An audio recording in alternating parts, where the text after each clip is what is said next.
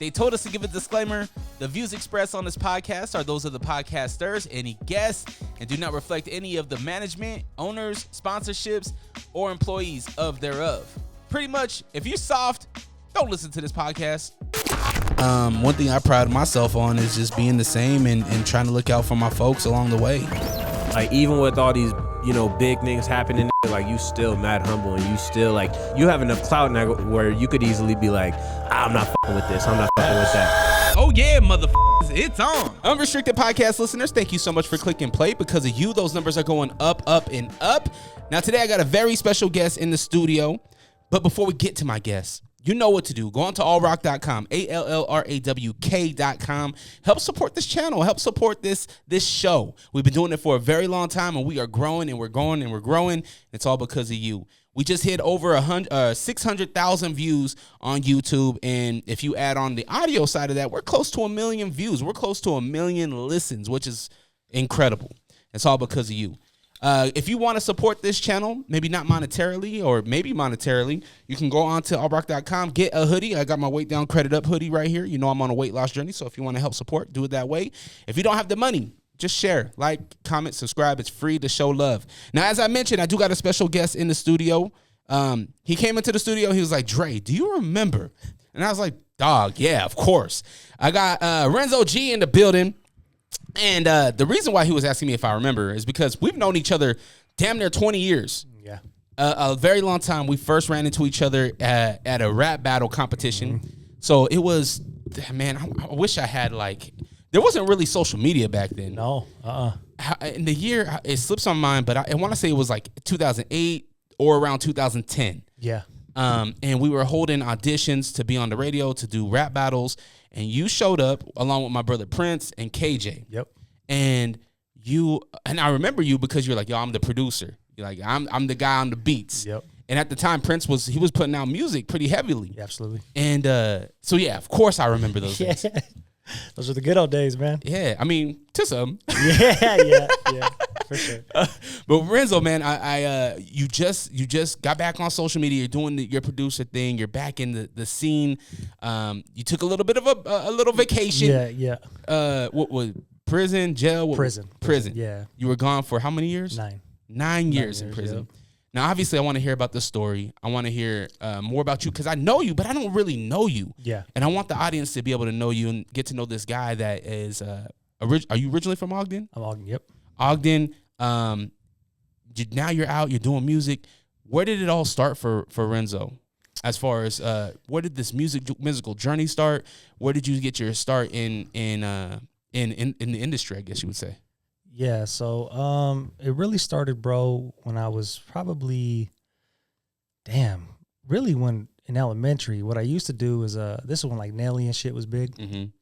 And so what I used to do is I used to have a little boombox, and I would record the beats from like BET, MTV and shit, and then I would rap on them, you know what I mean? This is like when Bow Wow was big and shit. Oh, yeah. So it kind of started then. My cousin Dre Dog. Oh, that's your cousin? That's my cousin, yep. Oh, salute to Dre Dog. Yep. Hey, no, Dre Dog's been ducking me on coming on the show.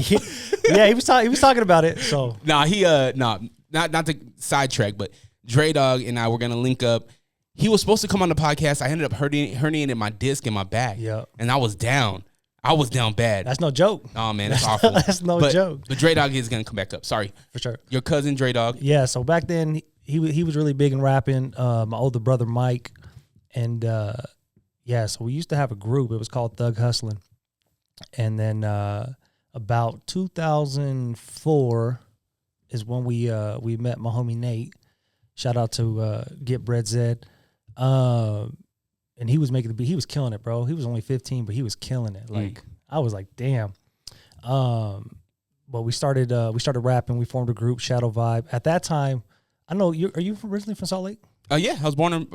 There was 10 years that I was in Portland, but yeah, born in Glendale. Yeah. So like this is the time, C Major. Yeah, of course. And Hog Boss. So this is the time that kind of they were big and shit.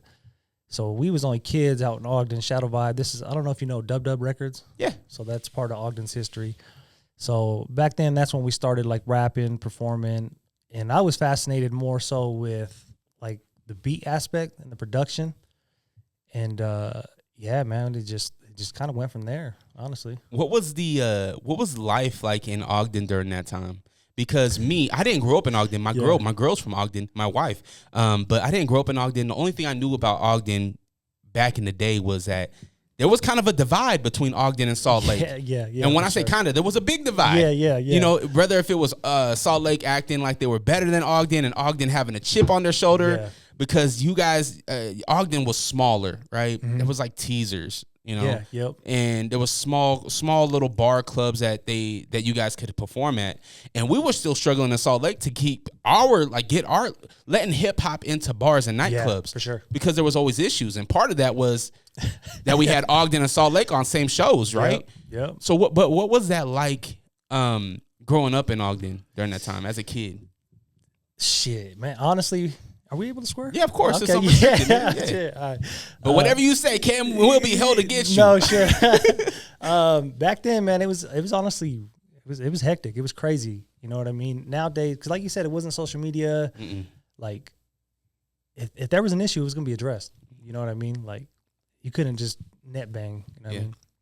But it was crazy back then, bro. Like, I remember as a kid, we used to have beefs within Ogden, right? Our clique used to be with other cliques.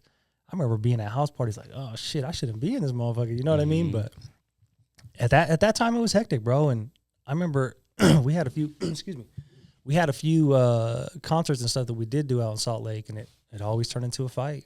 It was always something. Always. I feel like Ogden, y'all were shooters though. I didn't want to say that, but yeah, you know. Ogden was the shooters. We didn't really.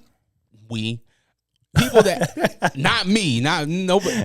But from what I noticed, I've been in the scene for so damn long that you pay attention to certain things. You pay attention to certain artists. You know, whether if it's I don't know if I'm supposed to name drop, but a big group back in the day was like 801 Intentions. Yeah. You know, Shout out to 801 you know, Intentions. like a lot of guys that came from out there. They had a known rep for. I don't want to say bringing violence, but you know, if there was a small issue, it was gonna be a big issue. Yeah, there was no small issue for sure. So that was always the view from me, but to hear it from an Ogden artist like that proves me right.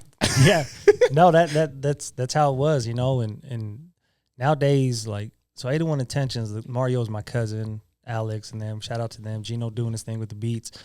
Back then as kids, like, we didn't really see eye to eye, you know what I'm saying? And that was just for whatever reason. You know what I mean? Obviously, I think on both sides. Me and Alex talk all the time, ALG, shout out to ALG. And we talk about just how back then we didn't have no good like direction or guidance. You know what I'm saying? A lot, and there was a lot of people that didn't have guidance. And I feel like this is history, Salt Lake history and Utah history, Ogden history that needs to be told, because I feel like now musically, the scene is flourishing in so many different ways from so many different sounds. Yeah. And if you think about it, bro, like when we were doing it, these kids were in diapers. Isn't that crazy to think about? Yeah, for sure. They don't know what had to be done in order for them to have the opportunities. Like for us to be at the complex or even doing shows at the depot, like that was unheard of. And now these kids have the opportunities. For sure. You know, which is super dope.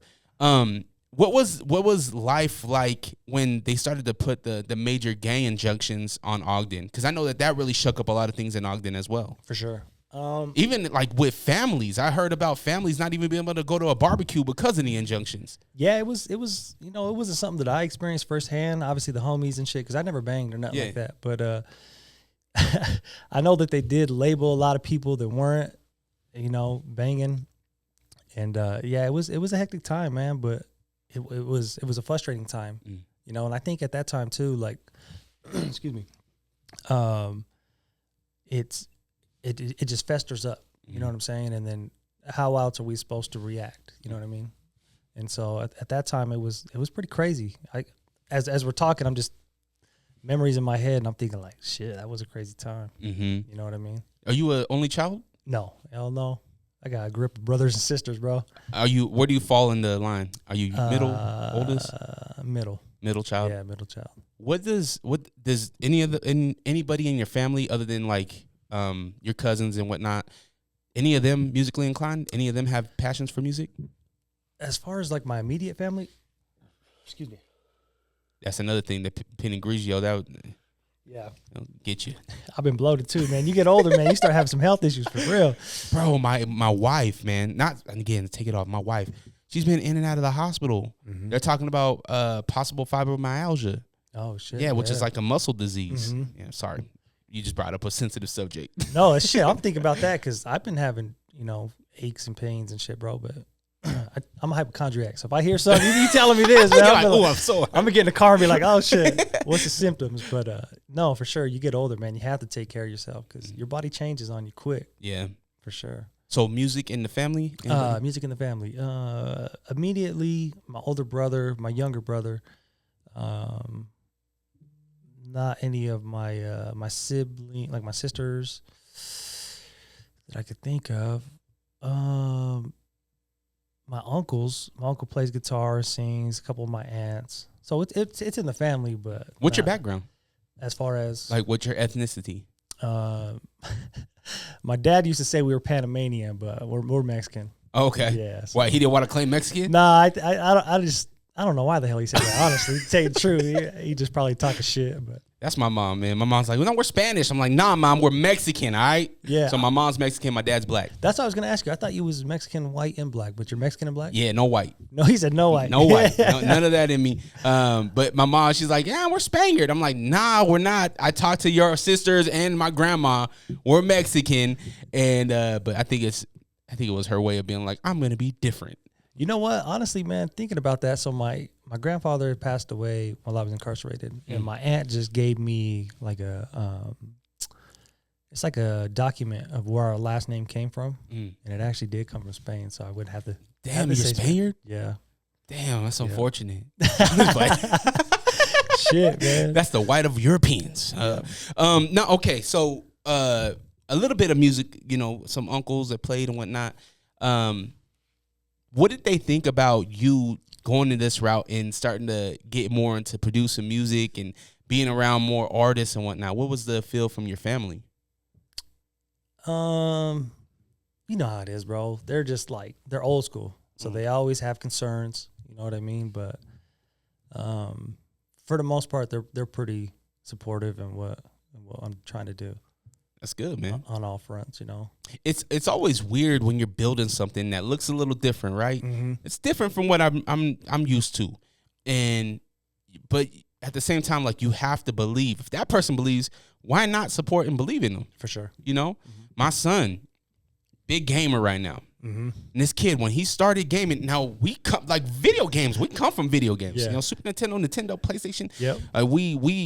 I say we're kind of the middle child, where we have a lot of the morals and stuff from the 70s, mm-hmm. but we also understand the early 2000s. For sure. And this next generation, we're caught in the middle. Where we have, there is loyalty, respect, honor. Yeah. But we also understand that you can get paid off playing video games. So when my son started playing video games and started playing Fortnite, he was getting murdered, man. He was, Dad, you guys are so good. Fast forward 6 months, my kid's like, Dad, I got my 26th kill. I'm like, holy smokes. And I'll sit in the bedroom, I'm watching, I'm like, holy, like, you're killing it, bro. Yeah. Like, you're doing a really good job. And sometimes you have to take a step back and be like, all right, I can see where the passion's at. I need to believe in this kid. For sure. Mm-hmm. If he believes that he's going to keep on going and progress and be good, why not support your family? Yeah. Or even a close friend. So that's something that I've always, whenever I'm sitting across from somebody, it's like, how does the family think? What do they think about it? Yeah. Because sometimes that doubt will rub off on you. Oh, for sure, bro. I think that's the hardest part about all this journey, bro. From our community work to the engineering to anything that I try to do, is the emotional endurance that you have to have, because things do wear on you for sure. You do start feeling the doubt, and sometimes you question yourself and shit, but you have to persevere and you have to push through. If it's truly something you believe in, then you'll. How was before you got locked up and you did your time and you came out? Obviously, technology is a lot different. How did that change your style of producing? Did you go back to your old ways, or were you like trying to get onto the new trends of technology and whatnot? I would say more so my old ways, but obviously you want to keep with the times. You know what I mean? Yeah, technology is crazy as hell, man. The biggest thing that I can say after getting out of prison, bro, is the way that time is. Like, time is just different, and people are different. Like, they just, I don't even know how to explain it, man. I talk to my brother all the time, and I'm telling him, like, when you get out, like, you're gonna see. Like, I can't explain it, but the way that people interact with each other is way different. Way different. I can only imagine. Yeah, it's crazy. But I'm kind of an outgoing guy when I want to be. You know what I mean? Sometimes I'm reserved and quiet and shit, but I like to talk. I'll initiate, hey, how you doing? You know, kind of bullshit. But it's just, damn, it just feels different, bro. So your way of producing, you want to take a little bit of what you used to do and add into this new stuff. Are you working with anybody? Is anybody kind of, I don't want to say showing you the ropes because you've been doing it, but are you working with any other producers? One shout out to the producer Joe. He actually told me to tell you what's up. Yeah, Joe, another one that's been ducking me. Yeah. I was actually he's right down the street, man. So I was gonna tell him that we gotta get you in here. Yeah, sure. Tell him like, someone's scared, Joe. And everybody that you've been rocking with out here, man, come rock with me, man. No, for sure. But yeah, I've been working with Joe, and he's just kind of taking me under his wing and showing me some of the ropes and techniques and different shit. You know what I mean? That's and dope. The cool thing about it, bro, is it's a relationship that's built off respect, especially for each other's. Because we all hear things differently, we all have different visions, this and that. But we're able to like respect each other and share that in common. You know, have that in common with each other. So. Well, he's a great person to learn from. He is. He's a cool motherfucker, dog. Oftentimes people will say certain things and it's like, oh, this person did this or this person did this. I never got that from Joe. Oh, for sure. I've never heard a bad thing about Joe. Absolutely. And there was a moment where Joe was going through a situation. I don't know if you heard about it. Yeah, he was telling me last night. with his pops and and that whole thing.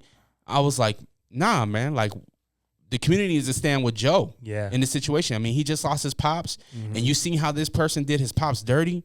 I'm a big daddy's boy. I grew up with a single father. Yeah. So I'm always going to be like, yo, like there's an emotional thing there. You know, that shit broke my heart. Yeah. Like I cried over that. I'm like, damn, like how can somebody do that to somebody? You know what I mean? Yeah. So that's the amount of respect I have for Joe, you know? Yeah. Salute to that guy. He was telling me that last night, bro. We was texting and he was saying, he said, when I was going through that whole issue, Dre Rawka had my back, so I got mad respect for him. So he did tell me that. Absolutely, man. Yeah. That's the guy, man. I wanna jump into what you said. What was it, about 10 years ago? You got locked up. Oh shit! It's because you did 9. You've been out for how long? 5 years. Oh, you've been out for a minute. Yeah. Okay. So, but you just got off of probation. Parole. Yep. Parole. Yep. Okay. Sorry if my lingo ain't right. No, you all good. I'm not in the system. Shit. I'm wet behind the ears. No, you all good, man. Shit. Which is a great thing, kids. For sure. So, so you get locked up. What year was it? 2010. What happened? What happened, bro? And don't share anything you don't want to share. No, yeah, of course. It's all part of the story. You know what I mean? But like I said, it's a time, bro, where we're talking about. It was different back then. You know what I mean? And especially I was younger for sure. But it just all boiled down to a robbery, bro. You know what I mean? And I mean, you see it all the time. You know what I mean? I'd always hear about like the damn, what the hell's the name? I just had my mind went blank. Like the beer runs, always at the 7-Elevens and the robberies and this and that. But that's what it boiled down to, bro. Just a robbery. And at that time for me, it was like, because my nature's good, you know, a good-hearted person, but we have all done some fucked up shit. But at that time, bro, it was, I didn't want to feel like the bitch. You know what I'm saying? I don't want to be the pussy. I don't want to be the lame. So I went along with it, and we did what we did, and you know what I mean? And then got caught. Right after? Right after, bro. Yeah, right after. Damn, what was the beer? No, it wasn't no beer. We didn't rob a beer. We robbed a restaurant. Oh, okay. Yeah. Chinese? Actually, D's, bro. Damn. D's restaurant. I mean, y'all are closing down anyway. I mean, yeah. Well, it's funny because in the city they always say that you guys closed down D's. You know, for real, y'all the reason These Nah, don't start that shit, Dre. Man, it was all on y'all. Yeah, Y'all the reason why D's is closing, man. No more 24-hour burgers or pancakes. That was my spot too, man. Growing up, honestly, real shit, bro. Oh, you robbed your spot? Hey, man. It was the one you went for Sunday dinners and shit? For real. Just after church, man. Shit. So you go in. Man. Obviously, you guys didn't think this one out, man. No. Was it late night, early morning? It was late night, bro. Okay, so not super busy. No, they were closing. Damn. They were closing at that time. So you guys go in. You pull the robbery. You guys get out. Did you guys get out the restaurant? We did. We got out, yep. And then the coppers were just on you. Yeah, it was probably about the fucked up thing, bro, is it was in the wintertime. So the cops were able to track the car based off the tire tracks because fresh snow, nobody's on the road. You know what I mean? The car was hot. Checked the engine. They were thinking if this car should be sitting, it should have snow on it.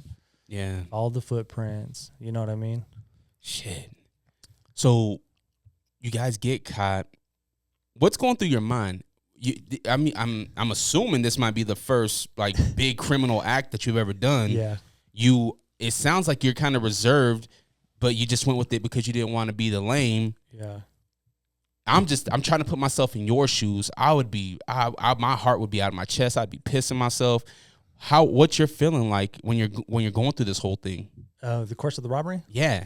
Honestly, bro, and this is real shit, man, and I want to be real with you because, and hopefully the viewers that are watching too, you know what I mean, to let them know, the young kids, old kids, whatever. But at that time, man, my main concern is I just didn't want nobody to get hurt.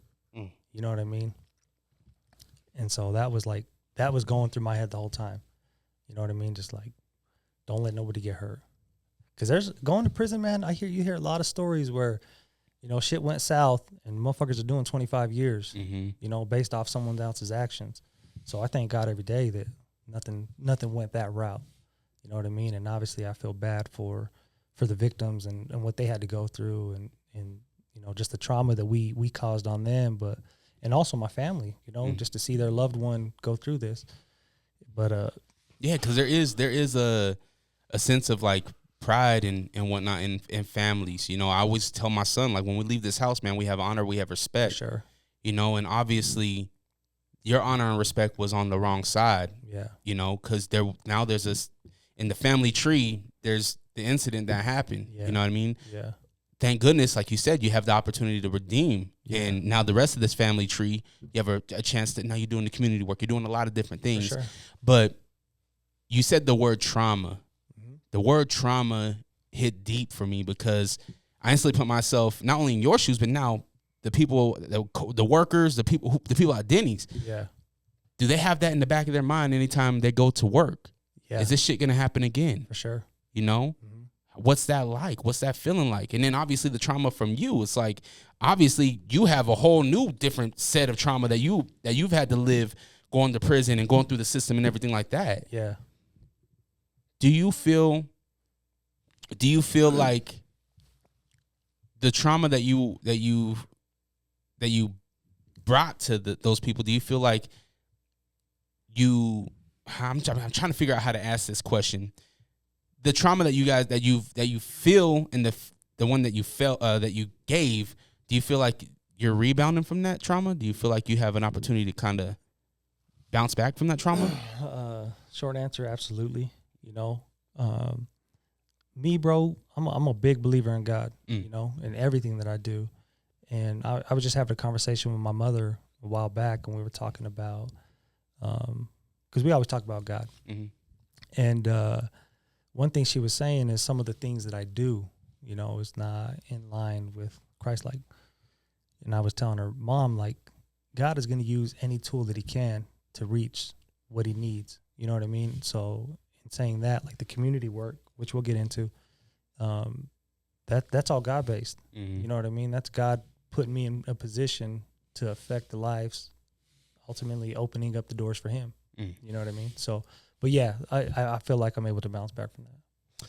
When you're going through the motions of getting away, are you scared? Hell yeah.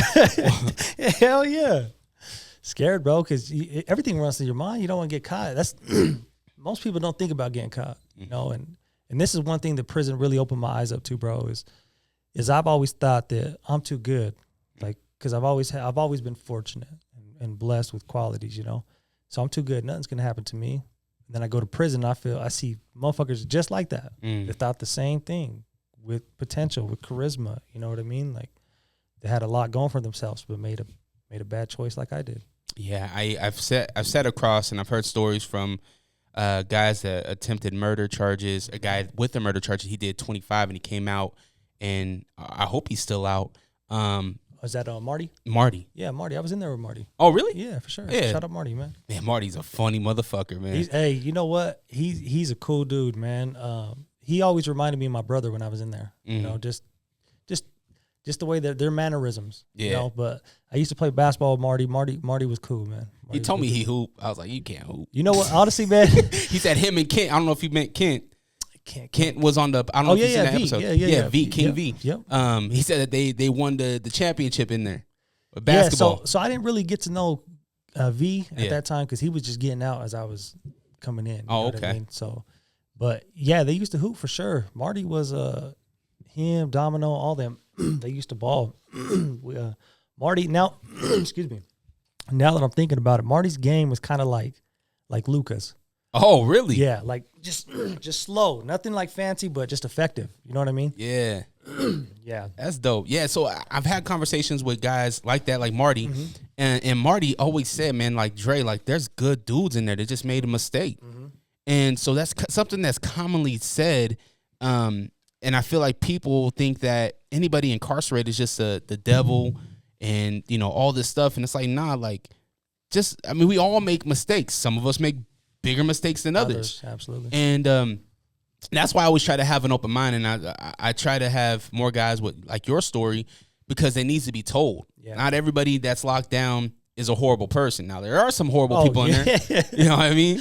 But so when you get caught up, when you guys get arrested, is this your first time being arrested? Yeah. I done some stupid shit, man. DUI, bullshit like that, but for something like this, yeah. So this you know that you're about to go. You're getting locked down. What's going through your mind when you're in the back of the cop car? Are you thinking, oh, I need to get bail? I'm just gonna be able to go home. Like, what's going through your mind? Are you like, nah, I'm in serious trouble? Honestly, what really went through my mind, bro, to keep it 100, is so my brother. You're gonna laugh, fucker. Don't laugh. All right. But my brother did a robbery, and so this is my older brother. So this is like, this is like 2004. So 10 years, 6 years, or whatever. But he did a year in county jail, right? And so in my mind, I'm thinking like, shit, he did a year. I'm gonna do like 3, maybe. That's it. You know what I mean? Hell no, hell no. I was wrong, but that was honestly what was going through my mind. Why was this charge so less than yours, or the sentence? Because he was a juvenile at the time. He was 16, charged as an adult. Gotcha. And then he just did it until he was 18, or no, he went in at 16, got out at 17. 17, yeah. Wow. Yep. That's crazy. So you're like, I'm just gonna do what my brother did. Living delusional, motherfucker. Yeah, you know. You're not expecting that shit, you know. Are you doing any substance like during this time? Because sometimes, you know, drugs will make you feel more courageous than what you are. Is there alcohol, anything involved? At the time of the robbery? Yeah. No. So you're clear-minded. Clear-minded. Damn. Yeah. So you get picked up, you're in the back of the cop car, you're thinking, man, nah, like you're going through the motions of like how much time I'm gonna do. You think it's gonna be light like your brother. You get through bookings. When you're in bookings, what's going through your mind in bookings? I need to make bail. Yeah, shit, that was what was going through my mind. Like, I need to get the fuck out of here. So I was able to make bail like 2 days later, 2 or 3 days later. So you're in there for a couple of days, you're in bookings. What's that experience like? Are you in one room with other guys? Are you by yourself? In the booking? In booking. No, they just had us in regular booking. Oh, okay. Everybody right there. It was I'm just laughing, bro, because I remember they used to, I don't know how they do it now, but they used to give you a pin, right? And you had 3 phone calls that you could make. They were like 5 minutes or whatever. So I'm blowing everybody up. I waste my 5. Well, I remember there was this paisa that was just sitting there like watching the TV on the chair, and he had his paper like this, and I'm looking at it. I got his pen, and I was, calling my people. You stole his pen? I stole his pen. So I laugh about that because it was funny because, when I called, it's like, you have a call from Francisco, and then I answered, I'm like, hey, what's up? But that's funny as hell. Yeah. Man, I feel bad for him now because it's like, he goes, you're out of your, who took my pen? Yeah, absolutely. That's what I feel bad. So. Damn. Okay. So you go through bookings, you get bailed out. Who bails out? My brother. My okay. brother. The brother that did the robbery before? Yeah. So he books you out. I know. See, look at, here you go. So your brother books you, bails you out. Do you go home? How does the booking system work? Or bail system work? It's a bail bondsman. Are you sick of podcasts that just interview people with the same questions and gossiping nonsense? Are you tired of hearing about what's wrong with the world? Can you locate your nearest orphanage? Who cooked the Last Supper? R.I.P. Mr. Potato Head. Seppuku Harakiri. Where is Mavis Beacon? This is Hos. And this is host Beefy. Listen to the Beans and Rice podcast. Exclusively in Braille and all streaming platforms. Patent pending. No pukesters helping me to the left, and no pukesters helping me to the right. Didn't need them then, don't need them now. You are the ex-champion, Ogden. Now this is the way, Tony and David, that you do the figure 4 leg lock. You love wrestling. Do you believe that Stone Cold Steve Austin is the greatest entertainer of all time? Or maybe that Shawn Michaels is the sexiest man alive. Or did you have a thing for Sonny from the years of 1994 to 1996 like I did? Did you know Yokozuna isn't even Japanese? If you could count the number of dimples on Rikishi's ass, this podcast is for you. Follow us, the Figure 4 Podcast on Instagram, at Figure4 Podcast. And check us out on YouTube. Do it. Tell your punk ass friends about us. Yeah. Yeah, we did a bail bondsman, so we did the 10%. So at that time, bro, I was staying with my grandparents, and that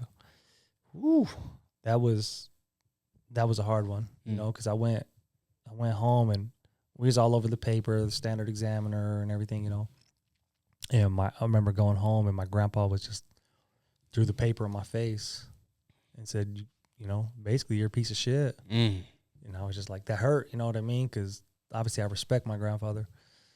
And so that was a tough one. So coming out was tough, But like a fucking fool, that same night we went out drinking and, Probably because you're scared, right? The trauma, right? Like, I'm thinking, shit, like, fuck, it's already fucked up already.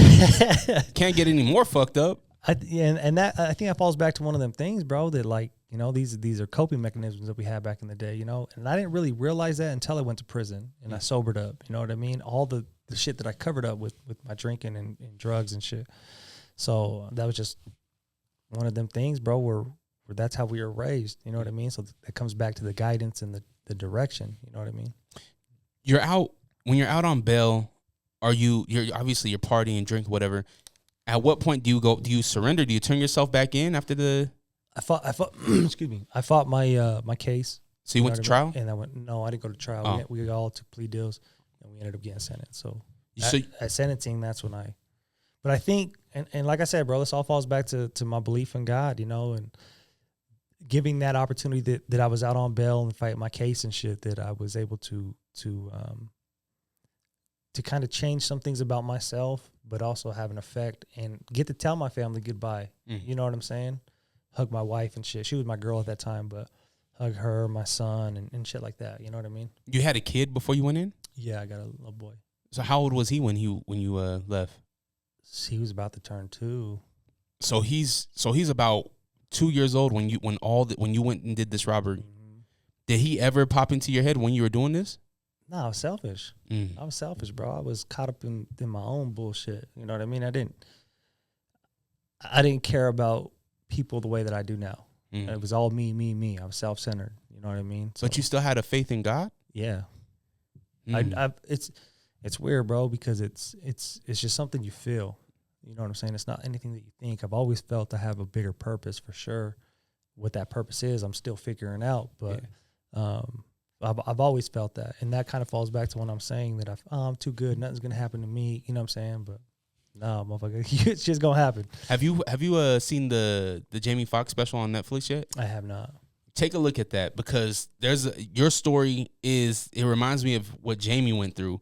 I don't know if you remember Jamie. He almost died a couple years ago, and so he's talking about that in the special, and he's like, God gave me this stroke to remind me that like I'm nobody. Like you're not bigger than God. Absolutely. And that's exactly what your story kind of reminds me of. Is like, nah, motherfucker, you're not bigger than me. Absolutely. I'm gonna make you learn this stuff right here to realize that it's not about you. You're no longer selfish. Yeah.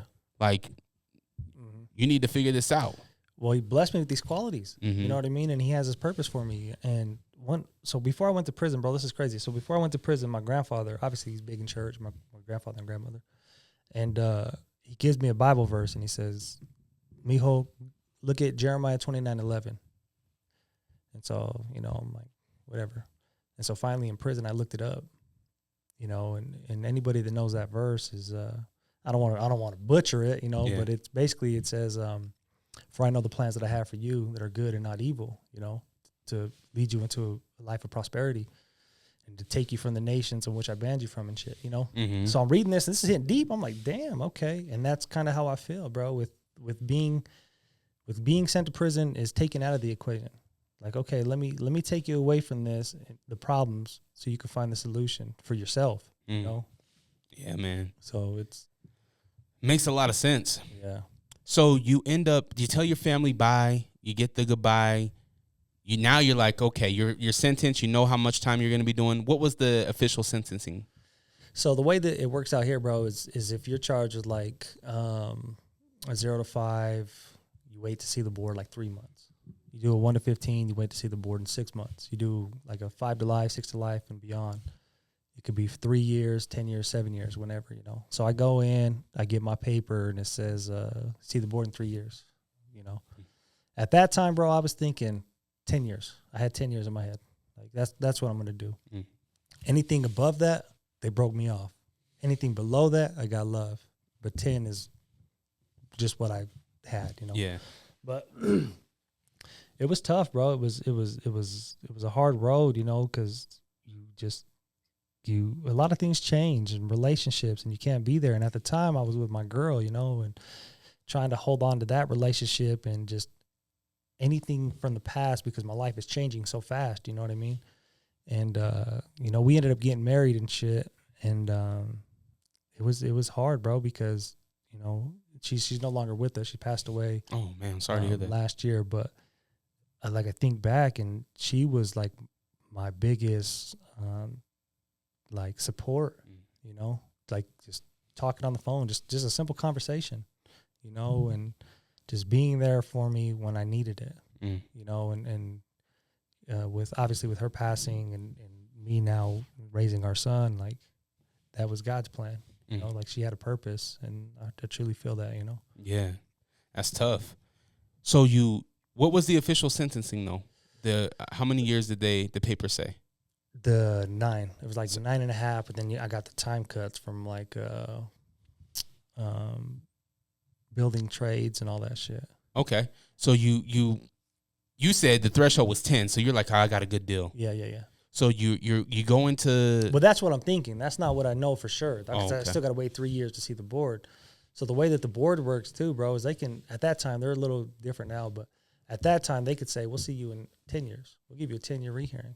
Oh, you know wow. I mean? We'll give you this, that, the other. So yeah, I don't know at that time. I'm just thinking in my head 10 years. That's why I'm saying if I go to the board and they give me above 10, they broke me off. Anything Gotcha. below that, then.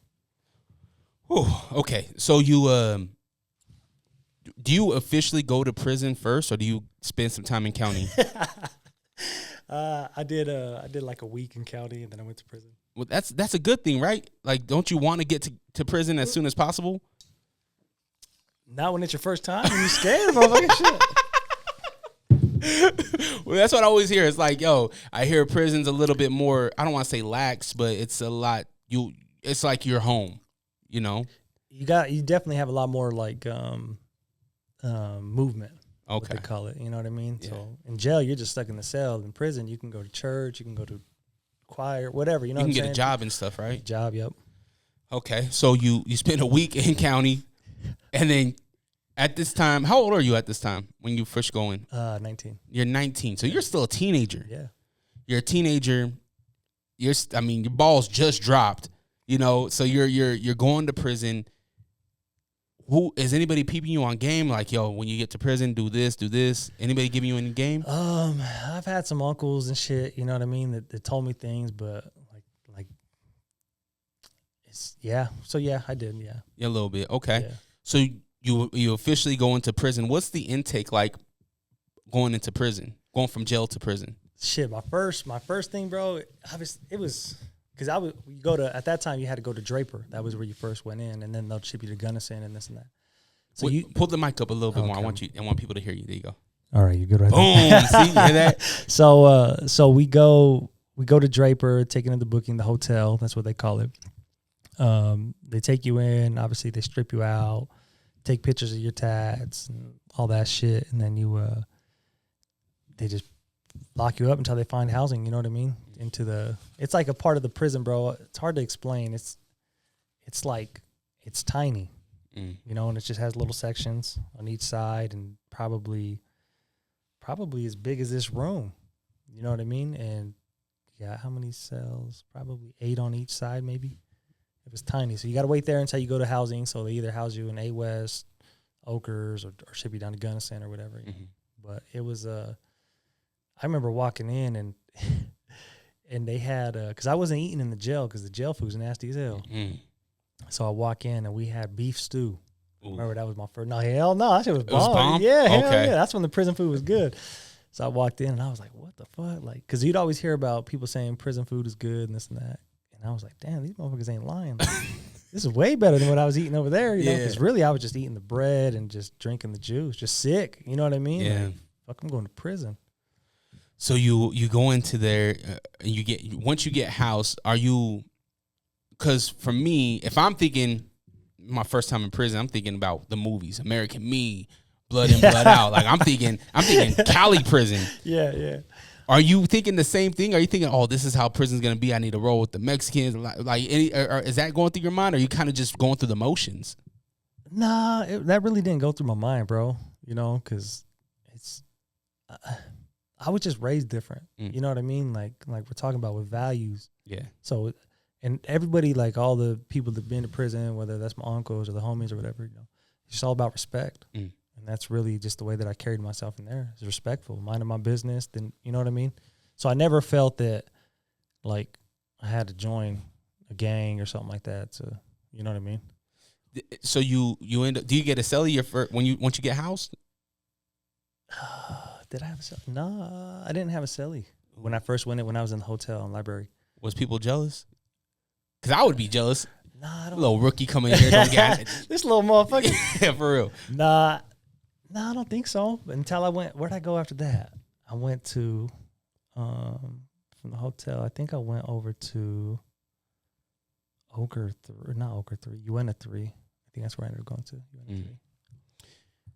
During your stay, are you in Draper the whole time? No, I did. So I started off in Draper, and then I did some time out in Gunnison, probably like 4 years, 5 years, and then the rest in Draper. So you went back? Yeah. So, yeah. Why would you transfer? Is it just room, or is there a specific reason why a prisoner would transfer prisons? So I liked Gunnison, bro, because it was a cleaner. Like, and the food down there used to be really good. It went to shit. But at that time, bro, I moved back up to Draper because my wife was sick. Oh, okay. And I wanted to be closer to home. So you just put in a request with warden, and yeah, this shit was it was hard to do, bro. It's not something that happens very often. So that's the big man, bro. Just looking out, you know what I mean? Looking out for you. Mm-hmm. During your time there, are you getting visitations? Do you see your wife and son? Yeah, so I did. She would come quite a bit. She would come with the homie Jizzle. Shout out to MBS Power. That's probably another guest you should look at too. He's dope. Yeah, anybody that wants to come on, yeah, I'm here for sure. She used to come by herself, and then she used to car ride with his old lady. Oh, okay. You know what I mean? So, and then me and him became tight. That was my dog. How is he no longer? Or no, he's here. He's here. Yeah, okay. He's here. I thought you said he. No, no, man. The way you said it made it sound all sad and shit. Nah, he's here. Yeah. But I was like, nah. He just said he should come on. Yeah. So, how hard was that to have your wife and your son come like the first time, or did you get familiar with it? Did it kind of just become second nature? Obviously, like doing time, you just get used to it, bro. You know what I mean? But for the most part, like it was just, I don't know, bro. It was to me, it was just, it is what it is. You know what I mean? I didn't try to overthink it and shit, you know? Were you, did you ever have any breakdowns being a teenager, realizing that you're going to be spending quite some time in this place? Shit, every night. Every night you get emotional? Yeah. I remember just one big thing, bro, was I used to watch BYU for the basketball. And I used to love the men's basketball team. This is when like Kyle Kuzma, fucking Kyle Collinsworth was big and shit. Okay. And so like I remember just watching shit, bro, and I'd always think like, damn, these guys are just living life. You know what I mean? And you can kind of see things change, like just little things, like fashion, haircuts. And I used to think just like, fuck, like I'm gonna be in here forever. At this time, I didn't have my date, so I'm just thinking like, I'm gonna be in this motherfucker forever. I'm doing life, you know. Does that change the way that you act in prison? If you've lost everything, or do you still have hope? Do you still have faith, or was your faith ever questioned? No. So you've always had faith. Always. Yep. Always had faith for sure. You hear stories about guys crashing out all the time. Crashing out, man. Like it's over. Like I gotta make it in here, you know. But you not losing faith, man. I think that's what kind of kept you here today. Yeah. Because if you crashed out, rack up charges, right? Was that hard not to rack up charges? Absolutely. There's a lot of times, bro, where I had to bite my tongue and kind of tuck my tail. You know what I mean? And because I wanted to go home, I didn't want to do any more time than I needed to. You know See, I mean? and that's crazy to me because the whole thing that got you in this situation was doing the opposite. At that point, do you feel like you learned? Like, I don't want to say learned your lesson, but no, I learned my lesson, right off the bat. Yeah, for sure, bro. You know, because as I was fighting my case, I got to see how it was affecting my family. You know what I mean? And that hit. That hit home. That hurt. You know? And I remember packing my shit up the night before I was going to sentencing, cleaning out my room, and, you know, Dre stopped by, you know, and then the homegirl Priscilla and the homie Jabari, you know, rest in peace of Priscilla. But and my wife was there at the time, and just how sad they were, you know, and it just. Because it's unknown. It's unknown. Are you going to do a year like your brother, or are you going to be gone for a minute? Well, you never know, too, man. Some people don't make it out, and that's the reality of it. You know what I mean? just heard about somebody getting stabbed up in there and was gone. Yep. And you know what? Having these conversations with guys that and girls that have been locked down, they say that a lot of the stuff that you don't see, media don't cover. Guys getting murdered or being so sick that they don't get the help. My brother was one of them. I don't know if you know Darnell Crawford, but my brother, he did some time and he ended up getting colon cancer. Yep. And he would complain about a stomach ache for months go by. Now get back in your cell. Don't even send him to the doctor, nothing. Yep. And he ends up going to colon cancer or going to the doctor, and they diagnosed him with stage 4 colon cancer. So he ended up passing away when it could have been treated, you know, especially early, especially minorities. It's very important to get your colon checked. Yeah. Like it's super important. They say, I think it's like you're supposed to be getting a colonoscopy around like 40 or 50. Yeah. But now they're saying that in your 30s, you should probably get your colon checked. Yep. So anything, like don't be afraid to go to the doctor. I know sometimes, like the way my house was is like you only go to the doctor if you're bleeding, you know? But nah, it's important. So healthcare is a big thing out there. Did you, I mean, you're in, oh no, you were out by COVID time. Yeah. But was there anything, do you feel like the guys locked down, do you feel like you guys get treated for medical and stuff like that? Do you feel like you get good medical care in there? No, for sure. No, hell no. Is there something to where, is that a pride thing, or is that just like, nah, they ain't giving us the right type of healthcare? I think it's just a negligence, bro, on the staff. You know what I mean? Because the reality of it is, bro, is they hear so much bullshit, you know what I mean, that they take everything for bullshit. Mm. You know what I mean? Because just thinking about it, I'm already picturing just like the crybabies. Mm-hmm. You know what I mean? That just cry about everything. And so you, like, I get it. You just get tired of hearing that shit. But unfortunately, that comes with the job. Yeah. You know what I mean? So do your job. Got to take it serious. Mm-hmm. Oh, that's tough. So how did you pass the time? Really, bro, I just, in my head, you know, really just thinking about things, dreaming, you know, trying to put things in perspective. But one thing I did do, I took serious in there, was my education, you know. How did you do that? So I went to school, got my high school diploma. And then after that, bro, like, so I was in Gunnison, they have a program called Strive, which was actually a good program. I don't know if it's still there or not, but what it is they had in Strive, they had little classes that you had to take. So you had to have a 40-hour productivity schedule. And they had little classes, diesel mechanics, stock market 101, all kinds of cool shit, you know. And so I started learning about the stock market and was fascinated by that, you know what I mean? And after that, bro, it was just took accounting courses, all kinds of shit. You were locked up during the big stock market crash, weren't you? Wasn't it 2000? No, that was right before you went in. Yeah. So when learning about the stock market, do you take that? Are you applying that today? No. So what happened, bro, is so I got out. For a long time, I was watching GE. I used to get the Baron, all kinds of shit, you know. So when I got out, like, I didn't even think about music. I wanted to be a stock trader. So I got out and I was like, I'm going to buy GE, because I've been just watching them for years, you know. And I got out, finally got a job and shit, and had some money. And I was like, okay, what I wanted to do is I wanted to do options. So in order to do options, you have to have you have to do them in contracts, which is 100 shares. So what I wanted to do is I wanted to get 100 shares of GE and then start using the options to make money. So I bought the GE, and I was like, I'm going to just do the options and hold it and shit. And then my cousin ended up talking me into doing music. He's like, man, we need to get back to this music, blah, blah, blah. It was Dre? No, that's my cousin, Maddie Sherm. Oh, okay. So I'm like, fuck it. I'm going to sell my stocks, and I'm going to buy some speakers.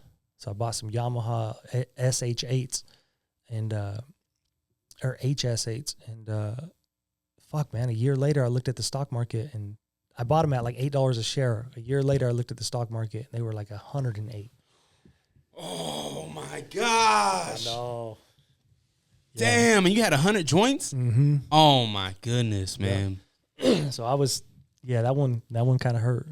And then so after that, I ended up getting like Snapchat and shit. But I just, what I'm doing, bro, takes a lot of money. You know what I'm saying? So you hit some hard spots. And that, like, so I was down on Snapchat, and I was like, fuck, I haven't lost anything unless I sold it, you know, because I was down like fucking $5 or something. And I hit a rough spot, and I'm like, I need the money. So I sold them. You know what I mean? So That's the stock market, man. I'm learning that about crypto right now.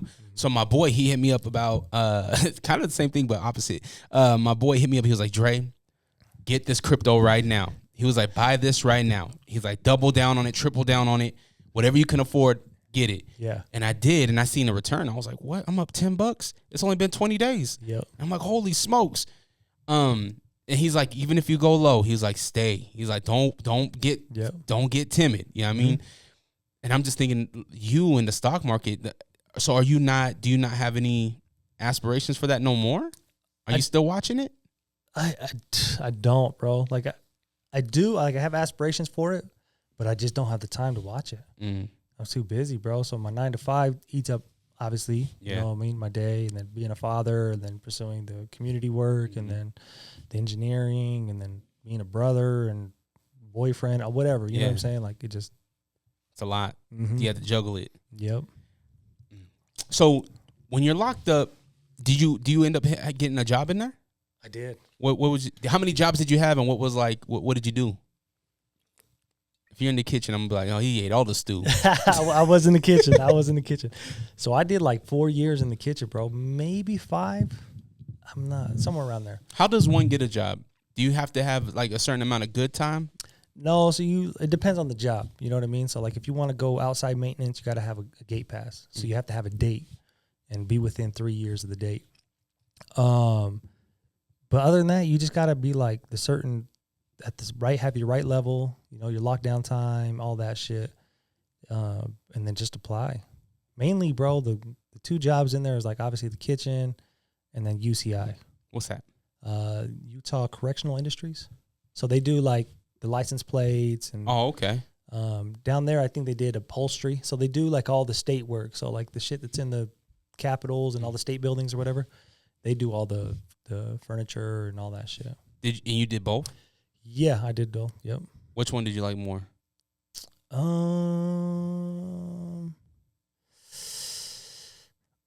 I would say UCI. That's where I grew the most, for sure. That's more carpentry work. Did you take that into when you got out? Well, so they have different departments, right? Oh, okay. So they have like I'm saying, they have the license plate, they have the furniture shop, they have the sewing shop. You know what I mean? They have the construction, which I was in the construction. I was a clerk in the construction office. So they have that, and then what else? I did plumbing. I was a plumber. Dope. That was cool. You're learning trades that are very lucrative when you get out. Was there opportunities in that same industry when you got out? I wouldn't even know, bro, because I didn't even pursue it. Gotcha. I went just straight to what I needed to do, whatever was available. Gotcha. I'm thinking that would be a good segue, because I would imagine it'd be hard to get a gig coming out of prison. That would be awesome, and maybe they do have it, but to have that job that you were doing in prison can carry on when you get out. Yeah, that'd be cool. That would definitely be cool. I find people that do it, bro, and they use the resources like the Cottages of Hope and what's the other one? What the hell is it called? Folk Rehab. Sorry. People use that stuff, but I didn't, bro. Gotcha. I mean, you're probably just like, man, I'm out. Let's get to work. Let's get something going. Yeah, basically. And I was just like, for me, bro, I don't like to rely on anybody or anything. So I'm just gonna do what I need to do, and I've been fortunate, very fortunate. It's good. You did you run into any issues when you were in there? Oh yeah, I mean, doing that much time, you're gonna have some issues for sure. How do you keep your nose clean? How do you or do you just sometimes have to? Sometimes you gotta do what you gotta do, man. Yeah. And then you. I remember, bro, like getting in fights and being like afterwards, just guilt. Like fuck, like hopefully they don't see it on the camera. You know what I mean? Whatever. But yeah, it's sometimes you gotta do what you gotta do. Yeah, I think there has to be a better way for conflict in there, because you're gonna run into issues. We run into issues out here. You know what I mean? Yeah. Like there it's gonna happen. They're always, when you have humans, you're gonna run into issues. For sure. How do we handle the issues without having a year added onto our already sentence? What does that look like? And that's why, like I said earlier, bro, there's times where I just had to not push an issue. You know what I mean? Just shut my mouth. But then doesn't that cause more issues on the back end, where it's like people feel like they can? No, no, because real recognize real. You can see what a chump is. You know what I mean? So I'm already picturing 10 individuals in my head that I'm like, that just do stupid shit. Yeah. That, you know what I mean? That always put their nose out there and aren't don't carry themselves with respect and just reckless. Yeah. You know what I mean? What did you program in there? Did you did you get buff? I was looking good at one point, for sure. Yeah. Come thinking 19. I remember back when we first met, you weren't buff or anything. You skinny little guy. Yeah. But when you got in there, did you put on some weight or what? No, I was skinny, bro. Yeah. I was like, the whole time I was down, I was probably, for the first 3 years, I was probably 150. Really? And then I didn't get above 170. Dang. Do you have guys in there that you would work out with? You guys have a little workout crew? Yeah, you have them. Me and my boy AJ would work out when we were around each other. AJ Love? No, MBS Power. Oh, yeah. He got 3 names, you know what I mean? But he told me his last name, or his MC name was Love, I swear. I swear he said that. Is he black? Yeah. He wears glasses? Yeah. Yeah. So he came to the bar. Yeah. I don't know if he told you. Yeah, he did. He introduced me at the bar. He was like, "Yo, I just got out. I'm doing this thing." Yeah. It's like, cool, man. Let's link up. Yeah. And now I see him more active on social media. He's getting more music done. Is he working? Are you guys working together on music? Or? Yeah, sometimes we work together for sure. Okay. Yeah, I swear he said his MC day was something love. It was AJ Valentine. Valentine, that's Yep. what it was. Yep. Yes. So you would work with him? Yeah. Okay. Yep. So him, I was never committed like that. You know what I mean? So, because I worked in the kitchen, bro. My hours were from 4 a.m. to 12 p.m. You know what I mean? Tired after. Hell yeah. You know? And so, like, I wouldn't commit, you know? Like, I'd fall off. You often hear when there's certain charges like the anything against kids, you know, these kind of things that guys are dealt with inside. Did you see that? Or because I hear both sides. I hear a story where it's like these guys aren't allowed to come over on this side. They're segregated over here. And then I also hear the guys that are in there for, you know, things against kids and stuff, they're not really dealt with at all. What was your experience? My experience, bro, they're not taking off the yard. You know what I mean? Some people interact with certain charges. You know what I mean? But others, like the kid shit, like they don't fuck with them. You know what I mean?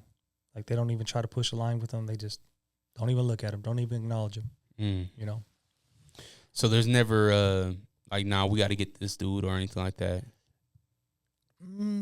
I mean, there are occasions like that for Gotcha. sure. You know what I mean? But it just depends on where you're at. You know? Did you ever run into like high profile cases in there? How are those handled? Man, it's funny, bro, because I run into high profile cases, but some of them hype it up, you know? And it's just funny because in my mind, I'm thinking, like, you're just a goofy motherfucker. Like, yeah, how the fuck, you know? Like, and they talk about how badass they were in the 90s and this and that, you know? I'm just like, the fuck, I wouldn't know, you know? I wasn't there, but to me, you're a goofy motherfucker. Were you the dude making the beats on the tables for the guys rapping? No, I was quiet, bro. I was quiet because I was just hurt, you know what I mean? Gotcha. But we did have a beat class. That was cool about Gunnison, and that's how me and Spencer, AJ, we got close is because we had a beat class. So what does that entail?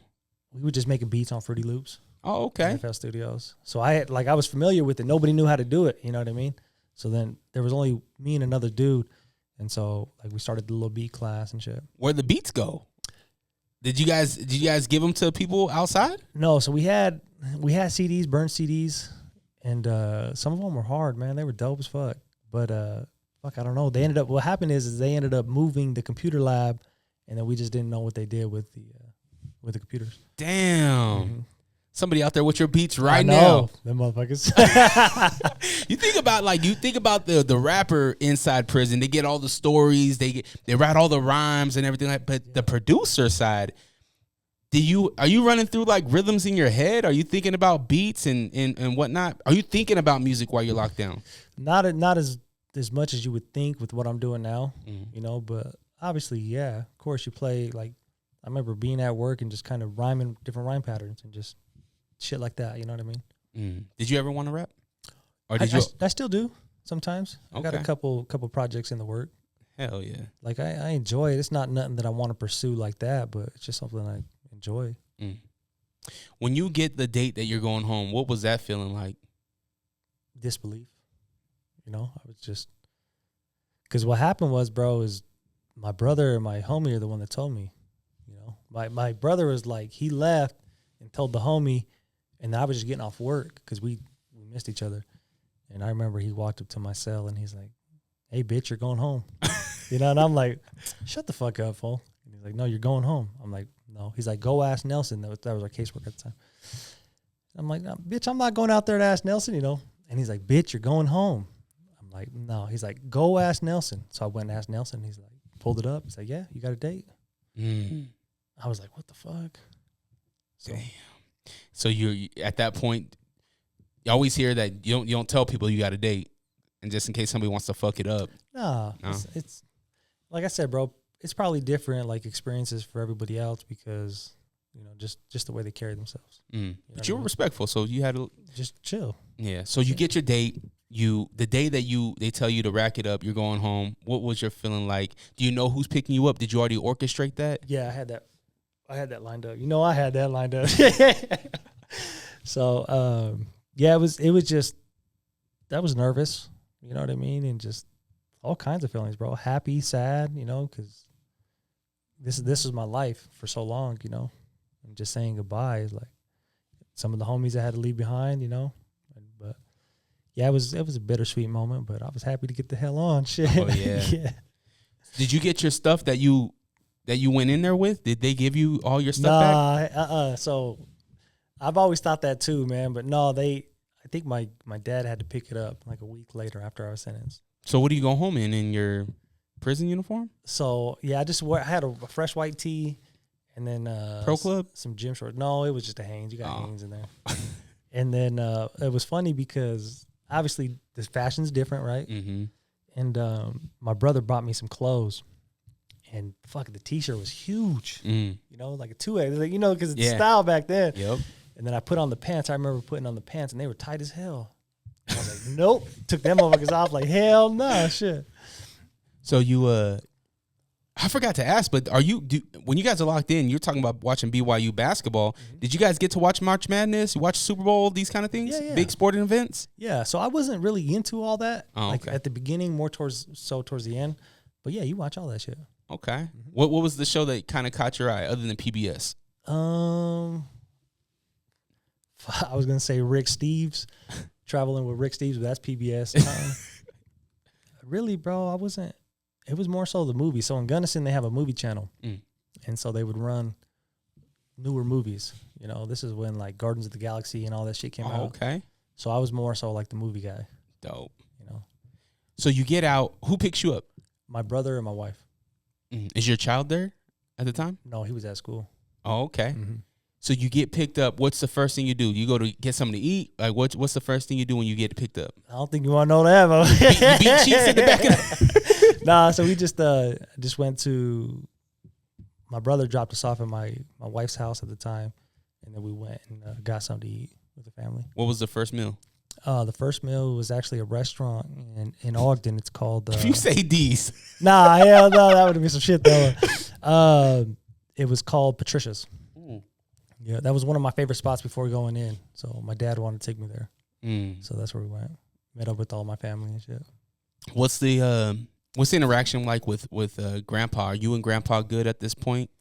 Yeah, for sure. Over time, it was sad, bro, because before I got locked up, they had, and this is like the hood way, but they had like a barbecue, like a going away barbecue for me. And I remember this time he was a drinker. He don't drink anymore, but he was like, Lorenzo, you won't be here when I die, And that was like, I thought that too, you know what I mean? But fortunately, I'm still here. He's still here, like. That's good. Yeah.